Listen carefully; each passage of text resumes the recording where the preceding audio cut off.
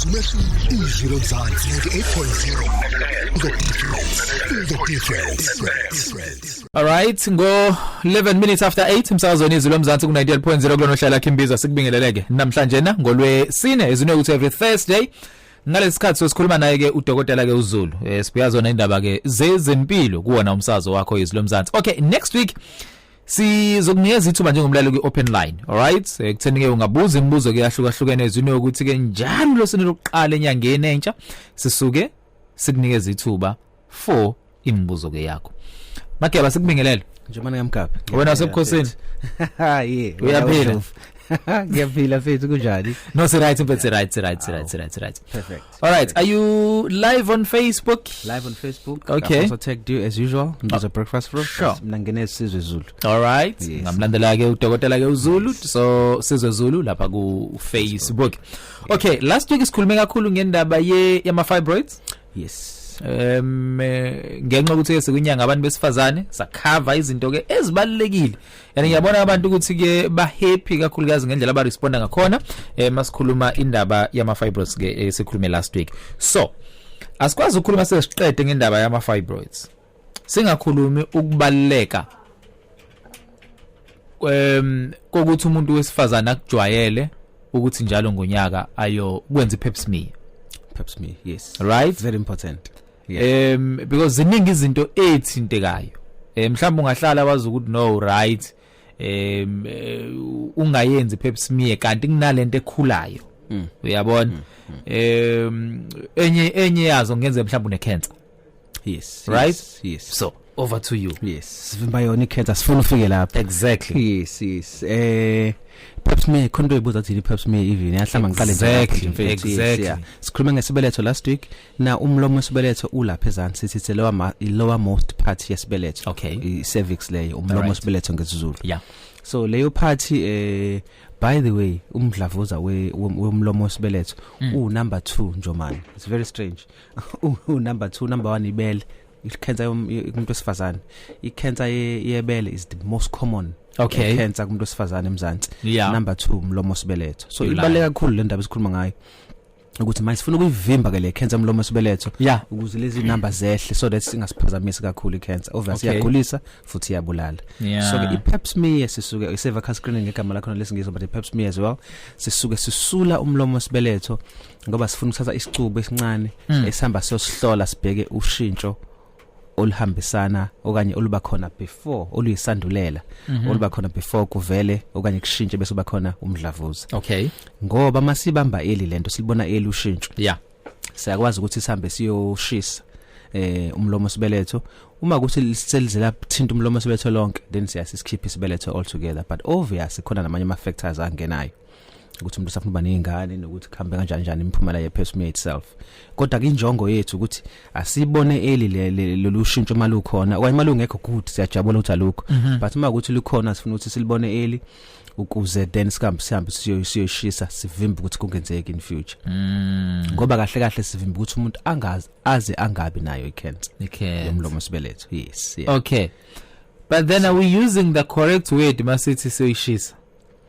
Yes, it correct because okay angisho kanje manje you see once sithola ushintsho ngizama ukubalala amagama khona esingisi but masithola ushintsho olukhona oleli then siyasikise esibhedlela esikhulu or even makuthi private sikise kwigayini. Okay, then what we do umuya lapha theater content esisebenzisayo iqala sikufaka umshini uyakwazi ukumagnifya kungakube ngathi ufaka umlomo sebese ku microscope. Okay, so unama lens up akwazi ukumagnify ama cells and then content esisebenzisayo eshisayo it's ngathi ucingo. Okay, then ifike ngathi yasika kanje besikhipha leyo part so vekuthiwa uyoshiswa. Kushisa kona ngempela if you think about it sikhona izinhlobo like liquid nitrogen ezibandisayo bese kusha lawo ama cells but kodwa nje sijwayele kakhulu ukuthi sifike siyoshisa.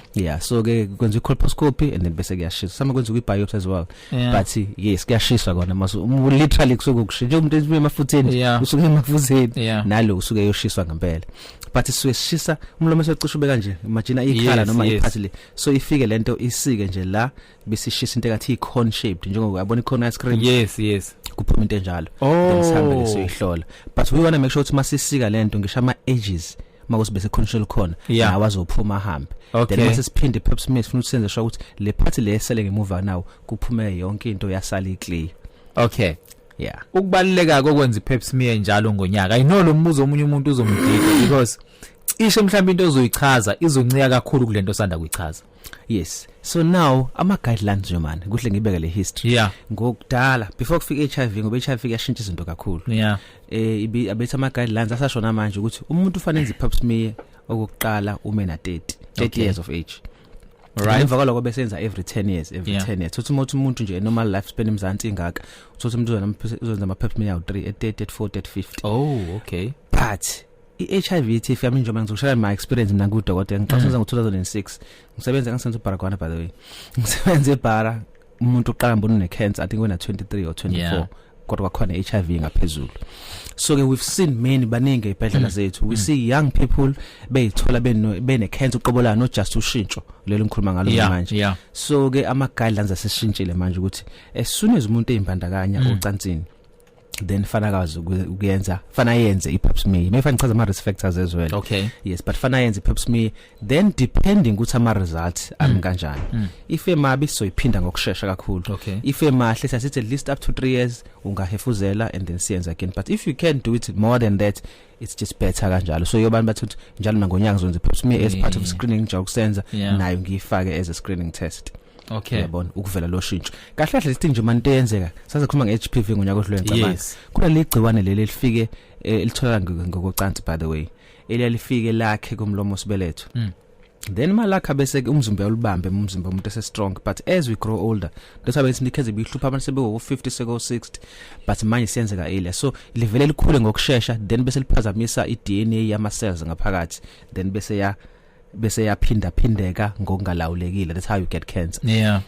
And then ke bese ikhula kanjalo ke cancer. So vele vele baleka but iyona inkinga so imkhinda about early the early you start intercourse so once you start intercourse early then there's a risk of getting the HPV infection and then isikufika engcupheni ke manje ukuthi uthole cancer uthole HPV early and then bese progressa fast then bakhona ke HIV nezinye izinto then it even goes even faster. That's why then uthole umuntu na 23 usayithola sene cancer ye cervix obesingakuboni kudala but kuyenzeka manje yabona but mhlawumbe one khona ama risk factors angibala nalawa manje but basically if yiko sithi ukuprevent HPV eventually prevent cancer ye cervix umuntu ufana delay kuyimbandanyo yocansini ngoba the earlier they start then lokhu yi risk factor yokuthi uyithola unale nkinga abantu abalinda imshado bakwethu. Yes, the longer the better. Yes, enye into smoking will be surprised sikasa khuluma ngogwayi kakhulu smoking is a risk factor ezini ukubhema nje ukubhema. Yes, kuyi risk factor uqala ngoliyaveza ama stats ayasho ukufaka engcupheni enkulu yokuyithola una lenkinga futhi ye HPV. Yebani. Okay. Yes, umfuna umzimba obuthakathaka ngezizathi ehlukile. Your immune system is weak. Nakho futhi kukubeka engcupheni enkulu yokuthi uyithole multiple sexual partners, very big risk. Nazo bamba ke lapho because remember makuthi no partner abaningi. If khona ne HPV or bonke bene HPV ijwayelekile kakhulu then balobe kunezi dose HPV balobe kunezi HPV then imzimba uzoba overwhelmed and then gcina usuthola usuno shintsho ngokusheshsha and then uthi ne cancer nayo futhi siyenzeka ngokusheshsha.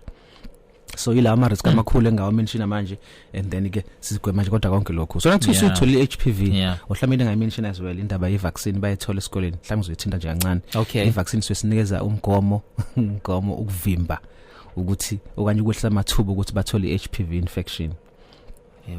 Yes, so maybe ngivele ngihlale kuyona yazi anyway i-school health kusuka abahlengazi ezibhedlela zethu nasema clinic bahamba ezikoleni bayonikeza izingane imigomo okuwumgomo sokuvimba ukuthi iHPV uma ifika umzimba usuyilindele. Remember sinezi umgomo nje manje sinezi umgomo before umuntu abe nesifo ukuze mase kufika isifo sangempela sifica umzimba uready ukuthi ama antibodies wakhe ukuvimbela ukuthi ke leyo infection ingakugulisi.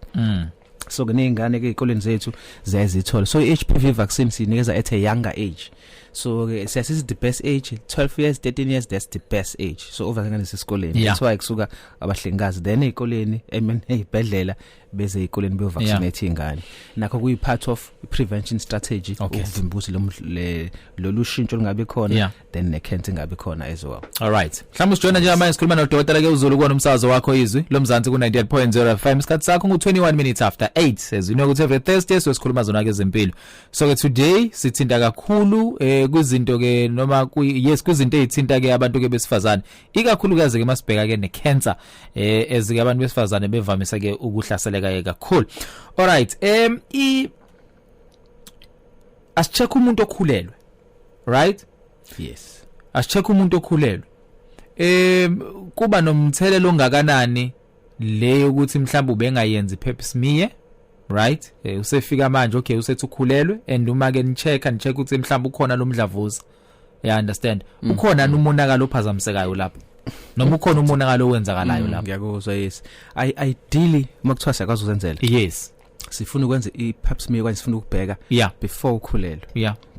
Uma ukuthi sekwenzekile usukhulelwe then kuba very difficult ukumanage now le cervix because remember fanele umlomo sibelethe uhlezi uvalekile mawusakhulelwe because makwavuleka before shaya isikhathi ungaba ne miscarriage and also futhi ungaya in labor singakashaya isikhathi so ke kuba inkinga now ukuthi senze anything on the cervix until umuntu azabelethe bese kazi sikumanage lokho ngendlela. So makuthi bese pick up before umuntu akhulelwe then fanele attend leyo ndaba ye cervix and advise ukuthi adelay ukuthi akhulelwe ngendlela. Yes, but izifeni nje manje as a general rule si mukuyi manager in pregnancy ngoba sifuna ukuzama ukuvikela umntwana esiswini so that ngaphazamiseki izinto. Yes. All right, kuna umsakazo ke wakho izwi lomzansi ku 98.0 kulona uhlelo lakho kwimbizo ekseni. Okay, ngenze kanje siqhubeke noMageba. Usuku luqala nezalo futhi liphele nezinye. Stay informed. Vula u98.0 FM. Umsakazo wakho gabe ngezingxoxo 24/7. Izwi lomzansi. Yizwe umehluko. Feel the difference. 23 after 8 umsakazo wenizwi lomzansi. Yes Mageba Nxesi ngiyakubona sekushayisa umoya emoyeni. Yes nje. Sure. So bengithi mina asithi ke now sesigejile lesi screening set or test yak screen senze pap smear. Siyafika already sekhona ishintsho solukhona. Khona isikhathi uthatha ushintsho libona ngamehlo nje manje ukuthi uyabona nasi isilonda uyabona nansi discharge. Oh by the way ama sense mafana ngwamention. Nansi insumpa. Nansi insumpa even yes even ama watts ajwayele nawo futhi. So fanele siyobheka lapha so once siyabona sekukhona ushintsho olukhona. Now sometimes into yenza abe noshintsho ebengaboni lutho yena ngongaphandle bezokwenza pap smear safa khona inkinga ekhona. By the way impawu ezikhona singafuna zibe khona before ngifele ushintsho. Umuntu akufanele open nje manje ngokweqile post intercourse. By the way fanele shaya ngisike manje ngakufanele lenze open emva kwenza ucansi. Sometimes koyenye impawu lezo kenza ukuthi umuntu open before after esevalekile post menopausal bleeding asikufuni nakho kuyi risk factor enkulu ngamazi musuvale esikhathini ngisho njalo akufanele uphinde uvuleke futhi because lokho abnormal khona inkinga esuke khona. So enye imbangela zalokho sokushintsha kumlomo sibelethe okuthi sekuyicancer uqobolayo all together. So bleeding ongafanele after usube ne menopause ukopha emva kwenza ucansi amasanza ngamahle lawo ukuba ne discharge enephunga ngajwayelekile engapheli okanye yafika iyahamba nakha kukho normal. So yenze impawu that you must look out for. Pain as well engenasidingo kwesinye angizothi sinye just ngizama ukumlayitha understand akufanele zibe khona but nevertheless yasaba khona ke impawu wafika uzokwenza pap smear ngoba ngikhulume radio nafika uzokwenza pap smear siyafika sekukhona ushintsho silibona ngamehlo. Now asakwazi ukwenza pap smear already there's a lesion sithi igama lakhona. So what we do senze lekuthiwa punch biopsy. Imagine nje kuthiwa ngithatha a bite of tissue. So umshini into yethu lesenza ngayo ifika ilume leyo part cervix then thathe leyo sample esihambise select but already masibona lokho we are worried khona into esikhona vele sihambe kakhulu because once uyibona ngamehlo the chances are already vele sithinte i-cervix yonke yazi yadlula. Leyo ke sibiza nge-punch biopsy. Right? Yes. So ke izohamba then i-tissue le yelab ifika ihlola na microscope isho ukuthi khona ushintsho olukanje kanje then besilanda imigudu yakhona but asifuni ukufika lapho yiko ngikhuluma today ngifuna ukufika lapho umlaleli asenze iphesumi yethu because ithatha isikhathi ukuthi kube kufika HPV infection then emva kwaloko bese sizoshintsha agcine sekubona lo shintsho silibona ngamehlo yes so lolu shintsho kuyenza lube khona kukhona impatho engikhuluma ngazo manje okuyenzeka lube khona without impawu. Is it possible for umuntu wesifazana ukuthi ayithole esekulenkinga le if kuukuthi 1 akakaza azibandakanya ocansini nomunye umuntu but unomuntu oyi1 number 2 akasiyena umuntu obhema ugwayi yes ngiyawuza mohlombuzo nje right mhlamba sinwebeke ngiyakuzwa kwalumuntu lo vele athanda nayo orashade naye akakaza azibandakanye naye mhlambe nabanye abantu. So is it possible for umuntu wesifazana sekutheni mhlamba ayithole sekuyona lenkinga? Yes ngiyakuzwa mhlamba ngihlonyisa kabili yeah if ukuthi upartner ubese nayo HPV already then angaba nayo okay yes if ukuthi ngoba vele isikhona yes right yeah if ukuthi ubengazi abe nayo yeah ku unlikely but akukho impossible sengama statistics ke manje yakho likelihood nanani but ku unlikely remember ukuthi it's not the ilontozana is not the only cause ama risk factor maningi okay spoke of smoking as a risk factor remember ukuthi cancer kuba khona any change in your DNA of the cells bese ama cells bese ekhula ngokubhebhetheka ngokalawuleki and also angafi so a lot of other things can cause lelo shintsho ku DNA even though ube exposed kanga ku HPV. All right, there was a drug license akudala kahle kahle kube khona a high incidence, I can't remember the name of the drugs, in the 50s la kwake look terminate pregnancy in la faka ama offsprings alabo bantu kwi risk of cancer cervix but because that medication ngizokubhekela later after this one ngiyakhumbula yayenza ushintsho ku DNA and then besikufaka engcupheni. So because ama risk maningi, as much as the HPV ihamba phambili as a risk factor, you could be having another risk ezokufaka into ukuthi kube khona lo shintsho bese umuntu abe ne cancer cervix. So uphinde umbuzo yes ungaba nayo i-cancer kanye ushintsho umlomo wesibeletho even though kuthi partner wakho ubengenayo i-HPV. Yes. All right. Lungileke. But then ukuba no partner oyi1 kusindisa protective kakhulu. Yes, kuyasiza kakhulu kuyasilekelela. All right. Aserepe apho ke. So it's very sindize nesikhathi nje man. So once sidiagnosile cancer ke cervix ke nje noma uthi sifike lapho ke then ifanele imigudu yakho mhlawumbe uzibathi abantu bathi umuntu ngiyoshiswa sakwenza khule ebhedlela enkulu ukushisa kwesibili ke manje lokho sengikhuluma radiation manje not lokho kwenza senza i-LET ne-cone biopsy so once sihambe kakhulu remember uthi yakhulu ishona phambili esinyeni ishona emuva ethunjini ivele complex izinto kakhulu nje mana awusakwazi nje encane kahle usuchama njalo i-discharge ay respond nani siyakumanage speak sikunezinto zezinhlungu iba buhlungu futhi kakhulu enye impawu nje ihlupha kakhulu umuntu lose weight emva kwalokho umuntu abe ne-anemia kade sikhuluma nge-anemia no so impilo ivele ishintshe nje kakhulu so ke siyenze what we call depending ku stage treat so that impilo ingaphazamiseki kakhulu. You can look at it as palliative care ngoba sibona we can't remove yonke cancer mase spreadile sikuspreadile you can't otherwise should fanele ususe yonke part esezantsi which is impossible. So we manage that the best way we can. So we manage inhlungu uma ukuthi phazamise esinyeni treat ama UTI ayahlupha kakhulu lapho treat ama infections emchamo simnikeze umuntu izinto zokutreat discharge ngoba sokuhlupha kakhulu manje discharge ingapheli yabona ukopha as well ukuthi iyopha kakhulu so fanele si treat ukopha so that angazabe ne-anemia. By the way anemia kusuke kwehla level yegazi emzimbeni for different reasons. So enye yazo yokuthi umuntu mopha ngokweqile then mopha ngokweqile umba ne-anemia depending kwi levels anema phezulu kwakhe igazi one so that umzimba wakhe more blood or signeze transfusion otugela mothelehle kakhulu ngendlela but usuke we've missed the boat mase silapho yikuthi nasifuna ukuthi sikubambe before kuze kufike lezo zinga leso stage and then sivimba yonke le nto so masibambe enough so ishisa iphelile idlule ngakubulala iyabulala already it's one of the leading cause of death cancer cervix so iphazamisa impilo quality of life and also futhi iyabulala ngaphezulu so is serious kakhulu but uma sibambe me sayishisa okanye sasikhipha isibeletho altogether then we've removed leyo risk already. So ibalekile kakhulu. Asivale ngalamaphuzu ke mageba ke abalekileke Ngiqala eminyakeni emingakanani ukuyokwenza iPap smear because njengoba sengicabangela umuntu olalela uthi nginengane yentombazane, right? So I know ukuthi vele akazi yenza iPap smear. You understand? But then ke kule age imi ke kanjani? Number 2, cathi uthe njalo ngonyaka okungenani umuntu akaye kanye ukwenza iPap smear. Yes. Ingane ayithola ivaccine esikoleni 1 ukuvimbela and 2 as early as ube ne sexual debut. Because I know kunzima ukuvuma ke lokho but yes kodwa as early as you had already you start having your Pap smear because usungena engcupheni nayo ukuthola this infection. If all inkinga ke lapho ngoba manje kwalezi ingane ayingeke zisho inkinga they won't tell. Yes, that's the problem. But kodwa umuntu usuke ezazi, that's why ngisikhuluma nje insana. Then once uqalile then the Pap smear uyadinga ukuthi uyenze. Nje emakaleni zakudala ukhuluma ngo30 years by that time ngenze usu late already because mawuthi uthola ikhezo na 25 and 30 years of age I want to missed the boat. Yeah, so the earlier then the better you start doing Pap smear. Then depending ma results ale Pap smear yenzile uqala izobe sisiguide ukuthi ke siphinda nini. Okay.